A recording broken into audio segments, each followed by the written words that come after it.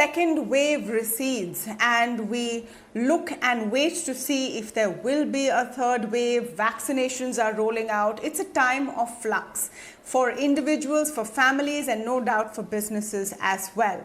It's important to get a sense of how preparations are being made to face whatever comes next. In this context, I'm speaking with a very interesting guest today. I'm joined by Prabhjeet Singh, President India and South Asia for Uber, to understand how mobility has come back. Are we anywhere close to pre-pandemic levels? Are people still feeling confident to move out? And let's really begin on that note. Prabhjeet, welcome. Thank you for speaking with ET Now. Hope you're doing well and everyone is safe. Let's begin by getting a sense of how mobility is returning. Are people feeling confident to hail rides like before? Tamanna, thank you for having me on the show. Indeed, these are incredibly challenging times, I would argue, for the humanity as a whole. And if you look closer home, the pandemic and both the first wave and the second wave have impacted everybody in the community.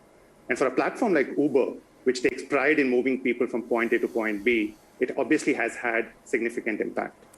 Having said that, as the restrictions across the cities begin to ease down, we are beginning to see people step out. And as people step out, Uber is on standby to serve them. We have seen this now time and again, including in multiple global markets, that as the waves have receded, as vaccinations have scaled up, and as the countries and cities start moving up again, Uber also starts moving again, and pretty quickly at that. But what is important right now is to take it one step at a time and make sure that we all stay safe, cautious, and make sure we follow all the safety standards and the guidance which we can follow. Can you give me any ballpark figures or an idea really? How far are we right now? How far is Uber right now in terms of daily rides or monthly rides from pre-pandemic levels? I want to get a sense if people are as mobile, because a lot of things have changed. Some companies are working entirely from home, jobs have shifted to remote locations, and the requirement for mobility may have decreased. There's also the question of safety and of concerns. Do you want to be in a vehicle which others have used? That's what's driving the automobile sector. So have you seen that impact recede for Uber? One of the things which we have seen both post the first wave and the second wave is fundamentally the need for shared mobility and good, affordable, reliable, safe options continues to be strong. There are two or three patterns and trends which we learned, particularly post wave one, and we're beginning to see those also play out post wave two. The first one is there is definitively a massive influx of new riders to ride-sharing category. We are seeing adoption of particularly affordable products like our three-wheeler service, which is the auto product, or the two-wheeler service, the motor product, as more new riders come to the category for the first time. And this is a pattern around digitization, which we have seen in multiple categories, is also playing out in ride-sharing in some form.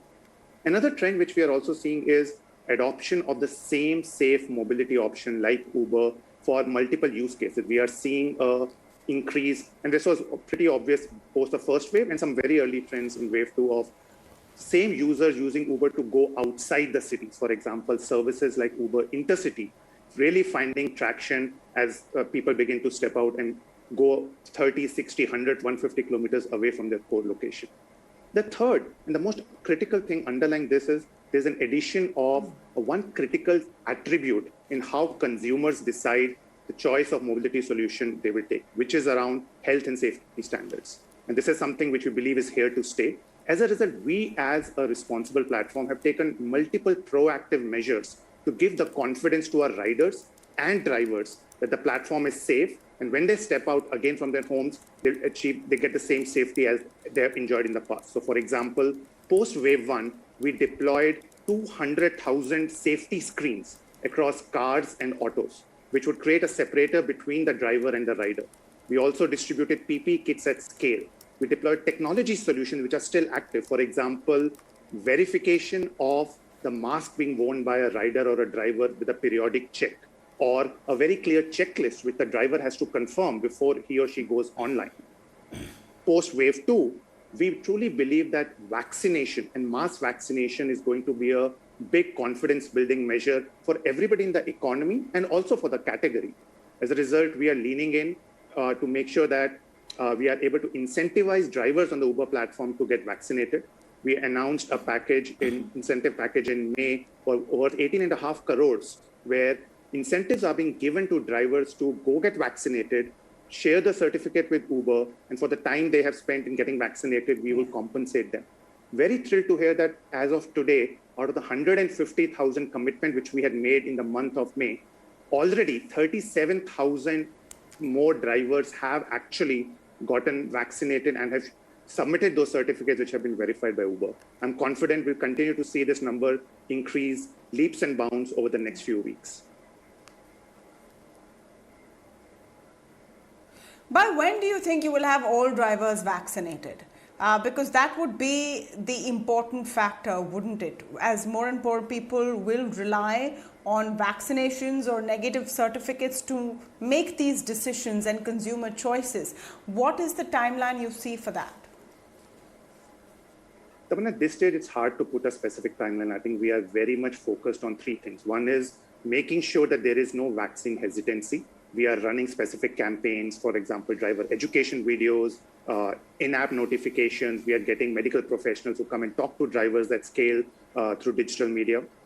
Number two, we are making sure that not just the drivers, but the riders on the platform should be able to get access to vaccination. While there are multiple stakeholders which have made vaccines available, we don't want mobility to become a barrier. Hence, we have announced a package of 10 crores worth of free rides where riders, particularly from vulnerable sections of the society, for example, the elderly, should be able to go get a vaccine and be able to avail a free ride to go to and from the vaccination center.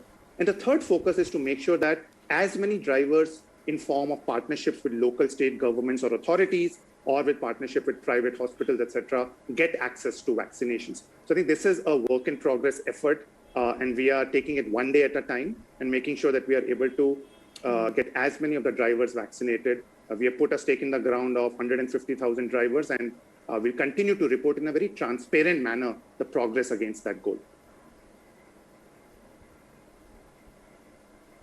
Okay. I want to talk a bit about other, sort of impact that the pandemic has had on other parts of the business. Let's talk a bit about Uber Connect, which allows deliveries intercity essentially. Have you seen huge traction there, especially during the second wave? One would imagine that that would be a service which was desperately required at that time. And has that traction continued to build? One of the things which the pandemic has actually shown us is the need to stay very agile, innovative, and resilient.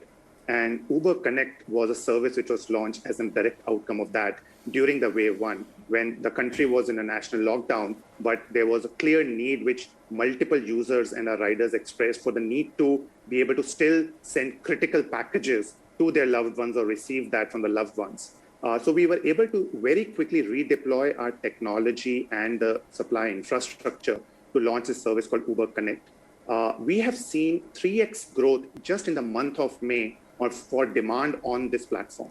And this is enabling us to be able to support riders during this very critical phase to transport critical goods, including we have seen people transferring groceries, non-prescription medicines, in some cases care packages to their family and loved ones. And we are confident that this service is now here to stay. We have scaled it already to 26 cities and we'll continue to launch more locations. What's also interesting is this agility allowed us through this service to also create livelihood opportunities for our earners. Remember, as mobility across the country slowed down, we wanted to make sure that earners on the platform, the drivers are able to access earning opportunities, and scaling the Uber Connect service during this period allowed us to do that. And we are confident we will be able to build in more features and keep this service relevant even in the future.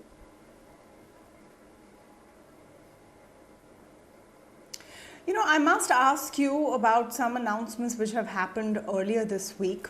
The draft proposals for a new e-commerce policy, for example. There have been several reports that it will hit or perhaps will be a matter of concern for companies across the spectrum, ride-sharing services like Uber may be among them.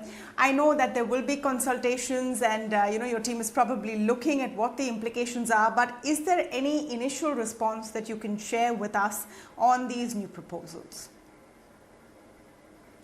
Tamana, we are in the process of evaluating the guidelines and also sharing our feedback with the core stakeholders.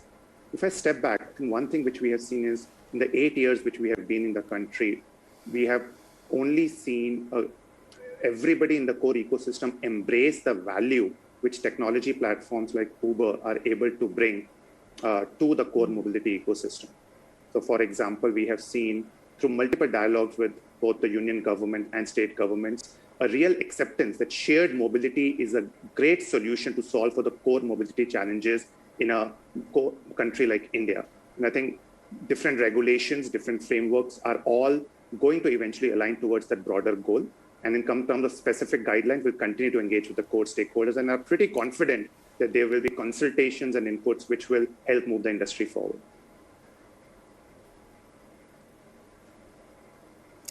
Talking about the kind of opportunities platforms like Uber and others, of course, give, is it gave another option of livelihood to several people, your driver partners, for example.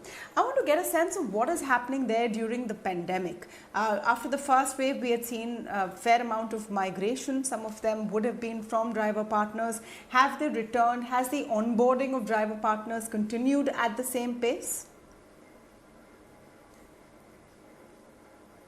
Tamanna, the drivers are the backbone for Uber.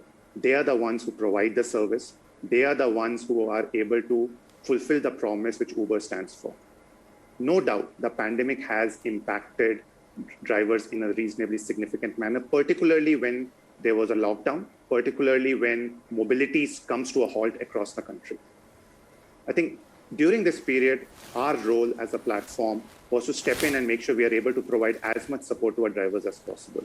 I think the three themes we have seen work out. Number one is the most important priority was health and safety of our drivers. We ensured that we are able to extend a financial assistance package. Last year, we provided one-time grants to 1 lakh drivers directly into their bank accounts during the lockdown to help them get near-term relief. This year, we have extended our financial assistance so that a driver who is being diagnosed with COVID positive does not have to step out and stays at home for 14 days and is compensated for the earnings which he or she would have made during this period. We have also launched, in tie-up with third parties, access to online consultation with doctors so that a driver and up to 5 members of his or her family are able to get that advice. The second core thing is for be able to create earning opportunities for earners. We spoke about Connect as an example. We have also launched last year, if you remember, services like Uber Medic or last mile delivery in partnership with multiple e-commerce platforms, which again created the right earning opportunities for earners during this period. And the third thing is really around as drivers begin to come back, and we have seen very large majority of drivers begin to come back on the platform.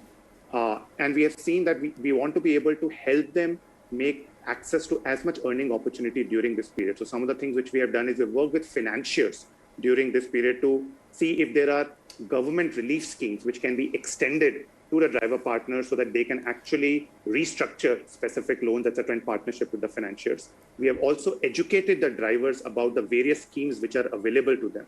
So through a whole set of actions, we are trying to make sure that the confidence which the drivers have in the category comes and they are able to drive back without the stress and the strain which the pandemic would have created. And we are very confident that we will be able to see a very large percentage of drivers come back on the platform as the cities open up over the next few weeks. So give us a sense, how many driver partners does Uber have right now? And do you see that number dipping because of the pandemic? Do you expect that to grow in the time to come? I mean, it's very hard to comment on what the next few weeks will look like, but overall, before the pandemic, we have had few hundred thousands of drivers on the platform. Remember, this is an independent earning opportunity which has created livelihood access for multiple drivers. Today, not only do we have drivers who are putting four-wheelers on the platform, but we also have hundreds and thousands of drivers who are auto drivers, hundreds and thousands of drivers who are bringing two-wheelers on the platform and continue to find reliable earning opportunities. If I take a multi-year view, I only see this number will increase multiple fold. This is a service which has relevance for riders. This is a service which directly caters to an economic opportunity for the youth, for people who have access to a vehicle, and we believe this will continue to grow. In the near term, as I said, we continue to work with our driver partners to understand what measures can we take to support them during this window, but we continue to be very confident that as cities open up, we should be able to see a very large percentage of drivers back on the platform and providing the usual service which our riders have come to expect from us. So you don't expect any long-term impact of the work from home culture, do you? Because for a number of companies in various sectors, of course not in manufacturing, etc., but in the service industry, they have discovered work from home. Companies save costs. People can work perhaps longer hours because they don't have to travel, distances or in traffic in the city. So you don't see that having any kind of long-term impact on your business and the number of riders who come in every day? Tamanna, in fact, what we are seeing is I do expect there will be some changes in how the environment evolves. I think it's too early to say definitively what that will look like. But few of the things we have seen is even if there will be for a period of time lower quantum of usage for people going to and fro from offices, we are seeing an increase in usage for people stepping out for chores locally. Shorter distance trips, they're using a lot more of our scalable products like three-wheelers and two-wheelers, which I talked about. We're also seeing a usage on other services like Intercity, which suddenly then allows the same driver to actually find earning opportunities on other modes. Long term, I believe we are such an early stage of evolution. Less than 1% of the total trips which happen on a city happen on ride-sharing platforms today. And given the infrastructure and given the challenges in urban commute, I don't see a reason why India should be encouraging a lot more of private vehicle ownership. We truly believe that shared mobility is here to stay. And there are much larger segments of riders and drivers which have to still come to the category. In fact, the pandemic will only accelerate the journey. Remember, there is massive digitization happening across platforms right now. This is bringing more users to digital platforms. They're more comfortable utilizing digital services. And I expect a lot of them will actually play out for ride-sharing categories also in the long term. Yes, Prabhjeet, the next thing that I want to move to is Uber's switch to EVs and to electric vehicles, to completely emission-free vehicles overall. I know that there are targets for US, Canada and Europe by 2030. What about India? Any specific milestones in India? I must mention that your biggest competitor, at least here domestically, is going very aggressive in the EV space. What are your plans? Tamanna, we at Uber believe that sustainability is a team sport. We believe for us to be able to deliver on that agenda, and which is a non-negotiable agenda for Uber both globally and in India, multiple stakeholders have to come together, whether it be governments, whether it be OEMs, battery swapping infrastructure, ride-sharing platforms like us and other competitors. And our role in this is going to be a catalyst of a very high proportion. We believe that the journey towards sustainability has already begun in true earnest. We welcome the FAME incentives and an extension of those incentives very recently. At Uber, we believe that our platform can actually enable access for green vehicles, electric vehicles, and find a way for them to be monetized at a very, very accelerated manner. Hence, we've actually chosen a path of partnerships with multiple existing players. For example, we have partnered with players providing multiple form factors, players like Yulu, players like Mahindra, Sun Mobility, Lithium. Many of these players are doing some pretty cutting edge work and bringing new ideas to the table. And we are ensuring that we are able to run multiple experiments and pilots with these players so that we can support this broader cause. In fact, as we speak, till date, we have onboarded more than 5,500 electric vehicles on the Uber platform in India. These are four-wheelers, three-wheelers, two-wheelers, also includes e-rickshaws, which is a very India product, which many of us have seen in our large urban centers. And till date, we would have covered more than 7 million kilometers on these vehicles. It is still a very early stage. I actually believe this is where the ecosystem has to come together. I compliment the efforts made by multiple players, including other ride-sharing platforms, including industry stalwarts and players who are manufacturing two-wheelers, players who are working on the battery infrastructure, and players who are actually also innovating on making sure that there is enough data being shared across stakeholders so that adoption takes. And this is a journey which I believe is a direction whose time has come, and will continue to be on this. We'll continue to also share progress against these goals. We have committed towards achieving zero emission globally by 2040, and we'll be sharing more updates on the India progress over a period of time. Okay. So anything specific that you can add in terms of when will you increase the number from 5,500 vehicles in India, and also a comment on what you think should be the incentives? I mean, there are some incentives under the FAME policy, like you mentioned. Gujarat, for example, now is giving 20,000 to up to 1.5 lakh off for buyers who opt for electric vehicles. But the big concern is still the larger infrastructure play, isn't it? Charging, etc. Do you think that more can be done on that end? What would you hope to see to actually move more comprehensively to an EV platform? Tamanna, this is an agenda which will take multiple years to take full fruition. But I believe that the steps taken are actually very, very encouraging. The incentives which have been provided are really encouraging. We are hearing some very positive feedback from players in the industry, from consumers who are contemplating. And I believe this is a time where this will spur innovation across every element of the value chain. It is too early to commit to a specific form factor, to a specific technology, to a specific infrastructure. I believe this is a window where multiple innovations should be allowed to coexist, multiple sandboxes to be created, which allows these experiments to be scaled. So for example, we are working with multiple these players to ensure that if there is a new form factor or a new battery infrastructure which needs testing, we can easily onboard them on the Uber platform in a seamless manner, play back the results, provide that information and data so that the players can continue to innovate. I believe that the subsidies are very, very welcome, and it goes beyond subsidy. Technology innovation for technology solutions customized to India is the real ask, and I'm pretty thrilled to see a massive number of players who are emerging in this space, who are taking this challenge head on. Just as we close up this interview, Prabhjeet, let me ask you to gaze in the crystal ball for a bit. We are coming off on the second year of a global pandemic, which has hit, among other things, mobility, incomes, and a whole host of businesses. What do you see as a recovery path for India? Do you see vaccinations ending this kind of uncertainty? And what are the new avenues that you see growing in the India business? I mean, I've always, for those who know me, can vouch that I avoid crystal ball gazing, but I do look at data. I think there are 2 or 3 data points which I am getting a lot of optimism from. I think one is the pace of vaccination. The pace of vaccination, which started a couple of months back and is truly taking a different shape.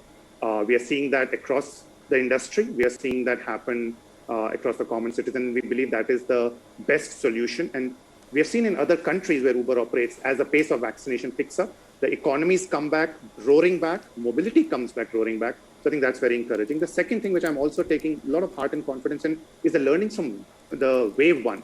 Post wave one, we could see as the economy opened up, the confidence came back. We could see the investment cycle pick up. We could see adoption of mobility and other related industries take off again. I expect the same to happen. In fact, no reason why it should not happen in an accelerated manner. Having said that, I think the third data point, which I want to still maintain a tone of caution, is it is important that we collectively, and we as members of the corporate community have to play a role. We need to continue to maintain the highest standards on safety and caution. The pandemic is still here. The virus is still around. We need to stay very cautious. We need to maintain the best safety standards across the board, and something we take very, very seriously and take a lot of pride in. We need to facilitate access to vaccination. We need to be able to set a high standard for everybody in the community, and no reason why the cities, the country, the economy will not be roaring sooner than we all anticipate. All right, on that note, thank you so much for joining us, Prabhjeet Singh of Uber India, saying very clearly that pace of vaccination is what could be a game changer to bring back mobility where it needs to be. Thank you so much for speaking with us today. Thank you for having me.